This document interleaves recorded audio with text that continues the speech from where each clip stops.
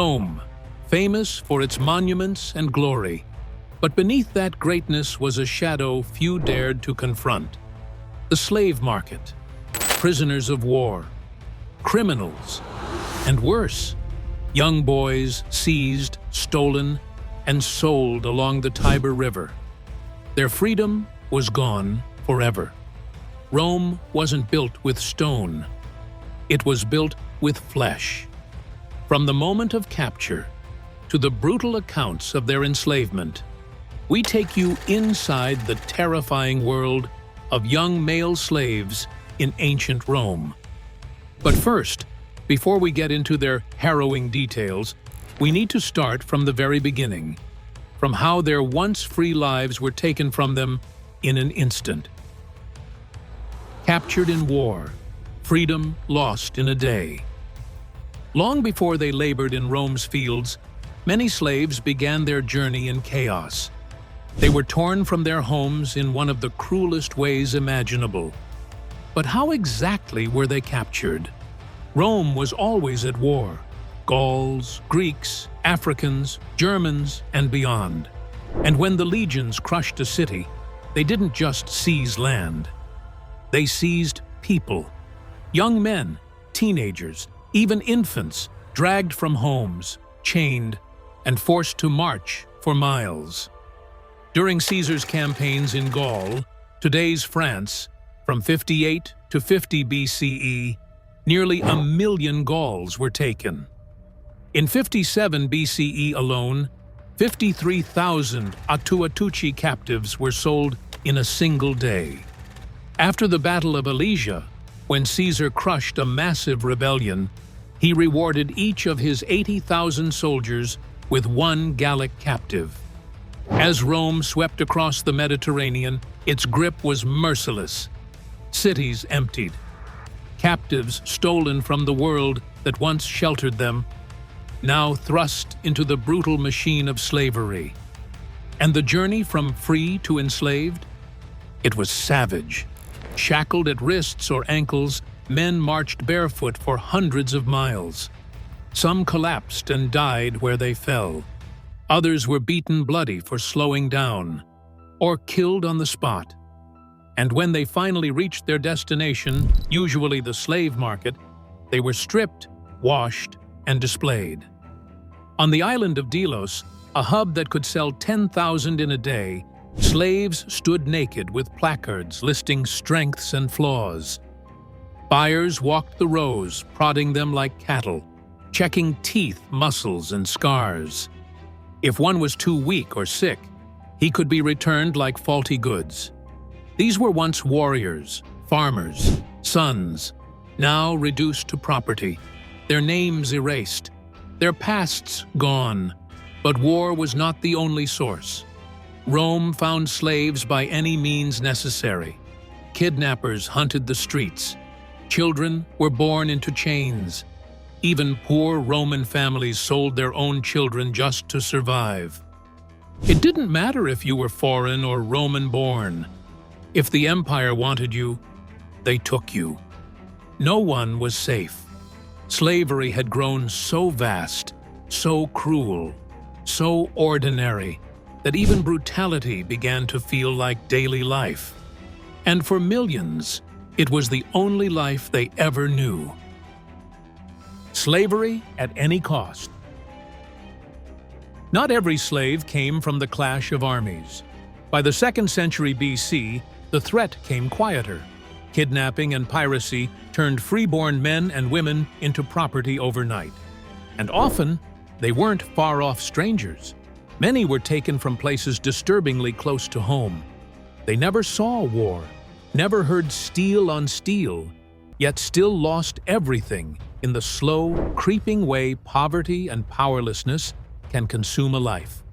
Slave traders filled the empire, lurking in fields, seaports, and city streets, watching, waiting. And one of their most effective tools? Kidnapping. It wasn't rare, it was routine. Pirates along coastlines like Cilicia trafficked thousands into Roman hands, seizing victims from villages, ships, and lonely roads. They didn't just supply war captives. They kept markets alive, even in times of peace. And citizens weren't untouchable either. If they weren't kidnapped, they could be chained by debt. Imagine borrowing coin just to feed your family, then finding yourself or your child handed over as payment. Legal, perfectly legal. Rome called it nexum. One failed harvest, one illness, one missed payment, and your life was no longer your own. Then came those born already trapped. Children of enslaved women, marked from their first breath as vernae. They grew up knowing freedom was never theirs. To dream was dangerous. To run too fast. To speak too freely. Luxuries they could never afford. And worse still, if abduction, debt, or birth didn't seal their fate, abandonment often did. Infants left in alleyways or on country roads were taken in, not out of mercy, but for profit. Rome's slave supply was no accident. It was a system, perfected. At first, war captives, later piracy, then debt, birth, abandonment. An empire built on human lives. And it endured not just through chains and whips, but through laws, customs, and silence. Inside it, people lived many fates. Some were trained for service. Others met the arena, where their deaths became entertainment for the crowd. Gladiators. What started as a funeral rite twisted into something far darker. In 264 BCE, Rome staged its first gladiatorial combat. 3 pairs of slaves or captives fought to honor the dead. But soon, ritual became spectacle. The contests grew, drawing thousands who crammed into arenas, hungry to see men fight until their final breath. Behind the cheers was another story. Gladiators were trained and broken in schools called ludi. Armed with swords, nets, or tridents, they endured brutal drills, strict diets, and constant preparation for death. Over them stood the lanista, a trainer who cared nothing for pain or fear. His job was simple: shape men into weapons. Under his hand, they built endurance, mastered weapons, and forged grim bonds with each other in a brotherhood close to death. Oaths bound them to silence and suffering. They were damnati ad ludum, slaves condemned to the games. Yet not all were slaves. Some stepped forward willingly, lured by the promise of glory or escape from poverty. But no training could shield them once the games began. Crowds stormed the arenas, betting as if these men were cattle. The greatest stage was the Flavian Amphitheater. The Colosseum opened in 80 CE with seats for 50,000. Here, emperors and elites gathered, watching not warriors, but entertainment. Blood spilled for their pleasure. Some matches ended with mercy, but many ended in death. Styles clashed, Retiarius with net and trident against the armored Murmillo. If one fell, the crowd or emperor decided whether he lived or died. Still, admiration grew. Gladiators became symbols, adored by children yet denied civic respect. And not all accepted their chains. Some rose in rebellion. Spartacus, a gladiator turned leader, broke free and built an army of tens of thousands. For 2 years, they defied Rome. In the end, they were crushed. 6,000 captured rebels were crucified along the roads leading to Rome, a warning carved in blood. Every man had a story. Stories of pain, of defiance, of what it means to fight when the world has already written your fate. And for many, the violence didn't stop in the arena. Their bodies were sold for another kind of use. bound for pleasure. They always said Rome was glorious, but they never told you about its darkest secret. Behind the marble, the armies, and the empire's pride, there was another stage. One not for politics or war, but for pleasure. A stage where cruelty and desire collided in ways that still disturb us today. Rome turned people into toys. Slaves, men, women, even children were paraded in sex circuses, tortured for amusement, forced into acts so hideous they could only be called spectacles. And the crowd? They cheered, they laughed. They called it entertainment. Inside the legions, it wasn't much different. Soldiers were allowed to keep a captive boy, not just to carry weapons or supplies, but to serve every need, including the ones never spoken about in daylight. These boys had no escape, no protection, no rights. They weren't companions. They weren't friends. They were property. And life inside wealthy Roman homes? No safer. Sons of the elite grew up surrounded by slaves whose only role was to obey, even if that meant offering themselves to keep a young master's urges controlled. Fathers believed this was a way to protect family honor. But for the slaves, it was another cage. Because in Rome, the law was clear. A citizen could use his slave however he pleased. Age didn't matter. Consent didn't exist. Torture, rape, abuse, it was all legal. To own a slave was to own their body entirely. Some boys, called puer delicatus, were forced into an even more twisted fate. Castrated to preserve their youthful looks, dressed in feminine clothes, paraded as living ornaments. The practice grew so common that eventually the Senate had to step in, not out of mercy, but to stop a growing trade that was beginning to unsettle the public. They outlawed forced castration, but by then, the damage was already done. Even emperors joined in. Nero himself chose a young boy named Sporus. His features were soft, his body delicate. After Nero's wife died, he had Sporus castrated, dressed him in the regalia of an empress, and paraded him through Rome, not as a slave, but as his wife. Whispers spread like wildfire. To some, it was scandal. To others, it was simply Rome being Rome, an empire that blurred the line between power and perversion. And if you think that's disturbing, just wait. Because this wasn't just corruption in private halls. It was Rome's public face. A cruelty celebrated, displayed, and remembered not in marble, but in scars. Blood in stones. Rome wasn't built in a day, but it was built brick by brick on the very backs of millions of slaves. Despite the Roman Empire being one of the greatest civilizations in history, its marble statues and towering temples were built by these enslaved men, not by willing workers, not by proud citizens, but by the broken, the beaten, and the voiceless. Men, women, and children torn from their homes, stripped of identity, and forced to build monuments they would never be allowed to enter. In Roman quarries like those in Tivoli, slaves worked hard cutting big blocks of stone called travertine, which was the same stone used to build the Colosseum. They used very basic tools and breathed in thick dust all day. One wrong step could mean losing a hand, a foot, or even their life.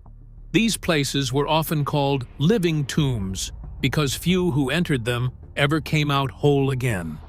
And then there was the Colosseum, Rome's greatest symbol.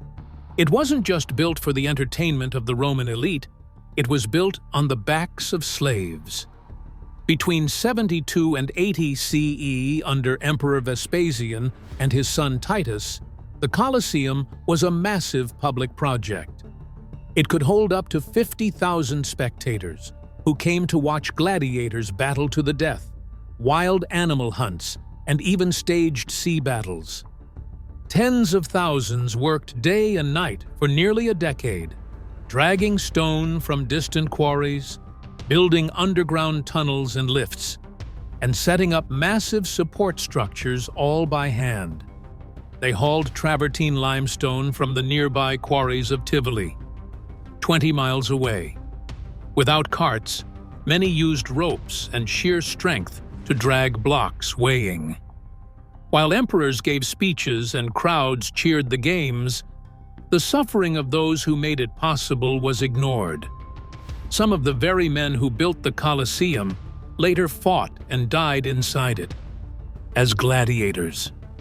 Beneath the ground, slaves dug tunnels to carry water into the city, which were Rome's famous aqueducts. These were engineering marvels, but the workers who carved them out of rock, deep underground, worked in pitch-black conditions, breathing dust, and often dying from cave-ins or disease. If a tunnel collapsed, there were no rescue teams. The workers were simply buried and forgotten. In the countryside, slaves made bricks, thousands of them every day, baking in outdoor kilns where the heat could blister skin in minutes. Their names weren't recorded, but their fingerprints are still found pressed into bricks today. It's the only trace of their lives we still have. Rowers on Roman warships. Many were chained to galleys, rowing non-stop for hours or days. There was no sleep, no freedom, but what was available was the constant rush of adrenaline boosted not by courage but by fear. The Roman warships were powerful machines of war that were once seen as a form of pride to the Romans.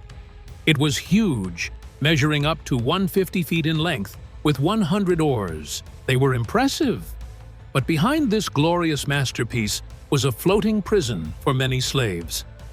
Deep in the belly of Roman warships, far from the roar of cheering crowds or the glory of battle, these men's lives were filled with nothing but pain and silence.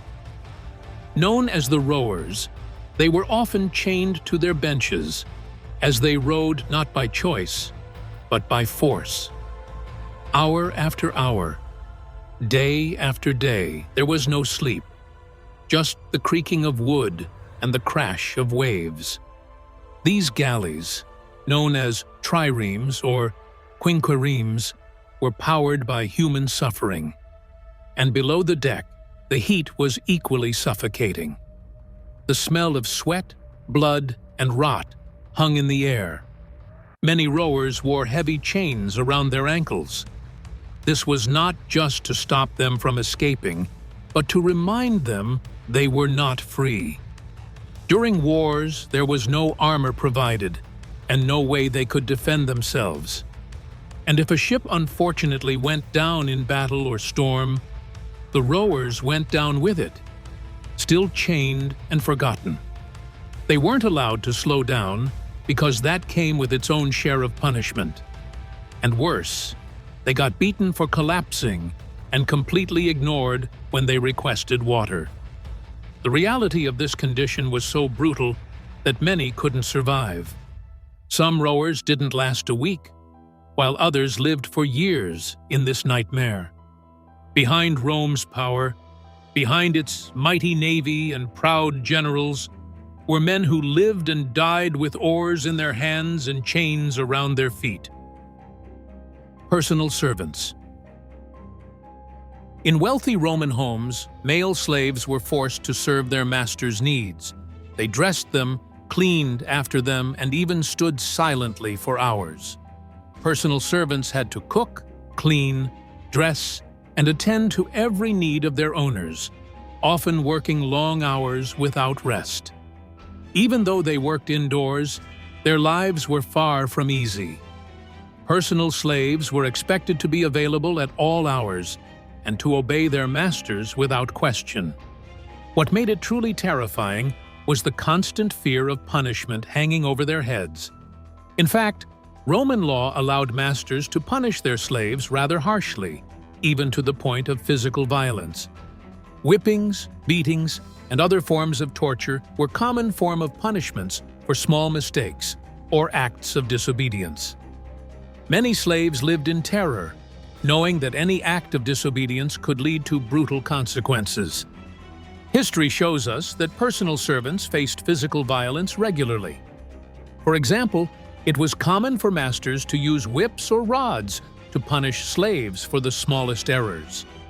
The scars from these beatings were often permanent, both on their bodies and their spirits. Beyond physical pain, slaves suffered emotional abuse. They were called names, humiliated in front of others, and stripped of any dignity. The personal servants also had no legal rights. If they tried to escape or resist, they could be hunted down, captured, and punished severely, sometimes even killed. Their lives were controlled completely by their owners, and their suffering was hidden behind the walls of grand houses. Their living conditions were usually very bad. They lived in small, crowded rooms. Even if a slave was wronged, their status as property meant they had limited ways to seek justice. Despite their masters being accountable for their slaves' actions, this was more about protecting property rights than about treating slaves humanely. But how they were treated mattered to their position. Indoor slaves or household slaves were considered part of the family domain, and this granted them favor to preferential treatment, while public slaves were government-owned and were brutally mistreated. Farmhands. During the Roman Empire, the dynasty flourished in agriculture with enslaved workers working as farmhands. Male slaves were the backbone of agricultural labor on Roman estates, especially on large plantations known as latifundia. These estates replaced smaller family farms as Rome expanded. On farms, the workforce was often overwhelmingly male, sometimes up to 80%, skewed even more toward men than household settings. And the work they did wasn't fit for the weak. Their gruesome task involved planting, harvesting, tending livestock, managing irrigation, repairing tools, and helping with crop processing and storage. Sadly, the living conditions were harsh. Slaves had to work for long hours from dawn to dusk, which exposed them to extreme heat. Poor living quarters were filled with rodents and insects, with some being up to tens in a single cubicle. And sometimes, the meager rations weren't enough to feed a single person, because feeding them well wasn't cost-effective. And during extremely strict discipline, slaves were confined to ergastula, prison-like work camps where they labored in chains and endured brutal conditions.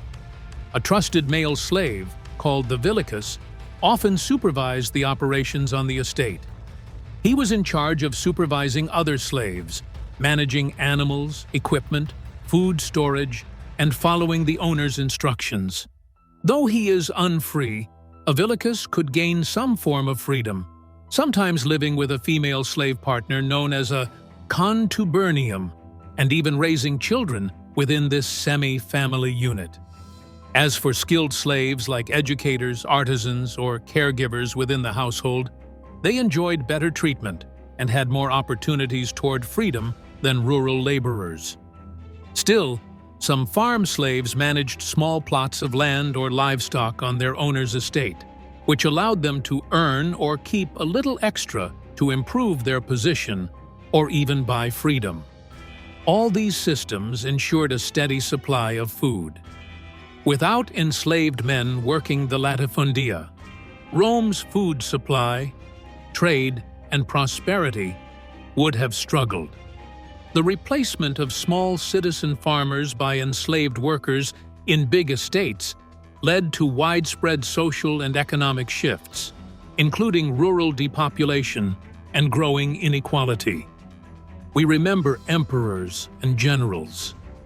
We remember poets and philosophers, but we forget the ones who made their world physically possible. The hands that held the hammers, the backs that broke under stone, the lives that were used up and thrown away.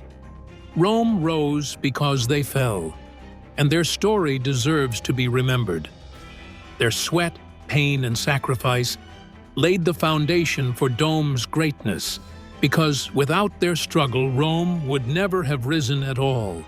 If you found this story video of enslaved men in Rome fascinating, don't forget to like and subscribe for a more amazing journey into history's untold tales. Thanks for watching. See you in our next video.